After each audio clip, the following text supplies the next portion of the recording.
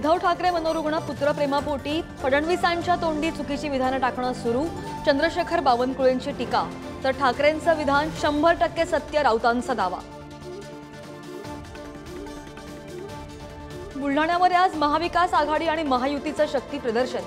प्रतापराव जाधवांच्या प्रचारासाठी जेपी नड्डांची सभा तर नरेंद्र खेडेकरांसाठी उद्धव ठाकरे बुलढाण्यात।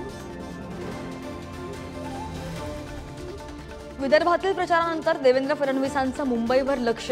काल मध्यरात्रीपर्यंत मेघदूत निवासस्थानी बैठक। मुंबई मतदारसंघाचा उपमुख्यमंत्री देवेंद्र फडणवीसांनी घेतला आढावा। भाजपसोबत जाण्याचे शहा पवारांच्या बैठकीमध्ये ठरलेलं इंदापूरच्या सभेत अजित पवारांचा मोठा दावा तर कोणतीही बैठक झाली नाही, शरद पवारांचं प्रत्युत्तर। बारामतीमध्ये सुप्रिया सुळे आणि जय पवार एकत्र आल्याचं पाहायला मिळालं। आई सुनेत्रा पवारांच्या प्रचारासाठी जय पवार मैदानात तर सुप्रिया सुळेंचेही दौरे सुरू। परभणीच्या पाथरीमध्ये वाळू माफियांची गुंडगिरी। उपविभागीय तहसील कार्यालयात कर्मचाऱ्याला धक्काबुक्की।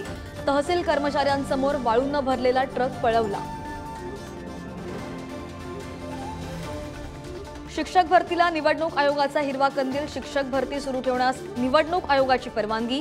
जिल्ह्यांमधील मतदान प्रक्रिया पूर्ण झाल्यावर नियुक्ती प्रक्रिया सुरू होणार। पाण्याच्या समस्येने मुंबईकर सुद्धा त्रस्त। पाणी पुरवठा सुरळीत न केल्यास कुर्ल्यामधील रहिवाशांचा मतदानावर बहिष्कार टाकण्याचा इशारा तर गोरेगाव, मालाड, कांदिवलीमध्ये 2 दिवस पाणी पुरवठा बंद। आणि राज्यामध्ये पुढील काही दिवस अवकाळी आणि उष्णतेच्या लाटेचा इशारा। 8 जिल्ह्यांमध्ये उष्णतेच्या लाटेचा अंदाज तर 24 एप्रिलपर्यंत अनेक जिल्ह्यांमध्ये अवकाळीचा इशारा।